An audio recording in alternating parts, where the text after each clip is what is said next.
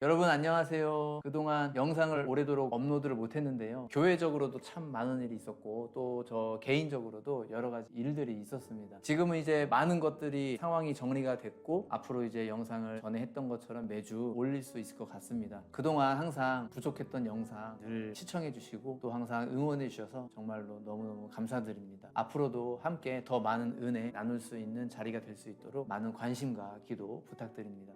저를 비롯하여 지금 이 영상을 보시는 모든 분들에게 감히 자신 있게 말씀드리고 싶은 것은요, 주를 믿는 성도에게는 모두에게 누구에게나 어떤 상황이라도 소망이 있다라고 하는 겁니다. 우리에게 소망이 있습니다. 중요한 것은 이것을 믿느냐라는 거예요. 나에게 소망이 있다라는 것을 내가 믿느냐, 이게 중요한 겁니다. 우리에게 없다면 믿음이 없는 거지. 소망이 없지는 않습니다. 나에게 소망이 있다는 것을 내가 믿지 못할 뿐인 겁니다. 모든 믿는 자에게 소망이 있다라고 자신 있게 말할 수 있는 그 근거가 무엇이냐? 그게 바로 예수님입니다. 식상한 소리처럼 분명히 그렇게 들리실 텐데요. 우리가 기독교 신앙에서 구원받는 것을 예수님의 십자가 은혜로 그렇게 고백을 하죠. 하나님의 아들께서 사람이 되셔서 이 땅에 내려오셨고 모든 사람의 죄를 대신해서 십자가에서 죽으심으로 말미암아 우리가 받을 형벌이 없다. 그분의 은혜로 말미암아 우리가 의로운 사람으로 여김을 받았다. 이 구원을 얘기할 때 우리가 예수님을 말하지만요. 예수님이 사람이 되셔서 이 땅에 오셔서 죽으셨다라고 하는 것은 구원을 위한 것만이 아니라 우리에게 소망이 있다라는 것을 그 메시지를 전해주시는 것이기도 합니다. 왜냐하면 예수님이 사람이 되셔서 모든 사람을 위해 죽으셨다라는 것은요, 하나님이 우리를 어디까지 생각하고 계시나, 어떤 수준까지 우리를 대하고 계시는가, 이거를 보여주는 것이기 때문에 그렇습니다. 우리가 복음을 얘기할 때에 꼭 놓치지 말아야 될 표현이 있는데요, 하나님은 아버지시고 예수님은 그분의 외아들이시다라고 하는 표현입니다. 이 세상에 어느 아버지가 자기 외아들을 버릴 수 있을까요? 자기 아들을 희생시켜서 골프채를 사는 그런 아버지가 있을까요? 만약 그렇다면 그 아버지는 자기 아들보다 골프채가 더 소중한 사람인 거죠. 말도 안 되는 얘기지만 이 말도 안 되는 일을 하나님이 하셨다고 성경은 우리에게 계속 얘기하고 있는 거거든요. 그분이 왜 자기 아들을 버리셨는가? 우리를 얻기 위해서 그렇다라는 겁니다. 여기서 한술 더 뜨는 것은, 그럼 자기 자식을 버려서라도 그렇게 살리기 원하는 사람이 있었다면 그 사람은 도대체 얼마나 대단하고 얼마나 훌륭한 사람이길래 그렇게 했느냐라는 거죠. 로마서 5장 7절 이하에 보시면요, 의인을 위하여 죽는 자가 쉽지 않고 선인을 위하여 용감히 죽는 자가 혹 있거니와 우리가 아직 죄인 되었을 때에 그리스도께서 우리를 위하여 죽으심으로 하나님께서 우리에 대한 자기 사랑을 확증하셨느니라, 이렇게 말씀합니다. 이게 무슨 말이냐면요, 하나님은 도덕성이 뛰어나고 성품이 아주 훌륭하고 지혜롭고 현명하고 똑똑하고 세상에서 인정받는 훌륭한, 소위 말하는 어떤 값진 것을 희생해서라도 얻어낼 가치가 있는 그런 사람을 얻기 위해서 죽으신 게 아니라, 도덕성도 별로고 성품도 수준 미달이고 공부를 잘하는 것도 아니고 지혜롭지도 못하고 세상에서 무명한 존재, 자주 넘어지는 존재, 그런 연약한 존재를 위해서 대신 희생하셨다, 죽으셨다라는 얘기입니다. 그래서 우리가 그렇게 생각하면 됩니다. 하나님은 최악의 수준을 가진 사람이라 할지라도, 그 밑바닥에 있는 사람이라 할지라도, 능력도 없고 지혜도 부족하고 도덕성도 부족하고 심지어 하나님을 등지고 죄를 짓는 범죄하는 백성이라 할지라도 그 사람을 얻기 위해서 자기 외아들을 버리셨다라는 얘기거든요. 하나님이 어느 수준까지 내려오고 계시는가, 이것을 보여주는 겁니다.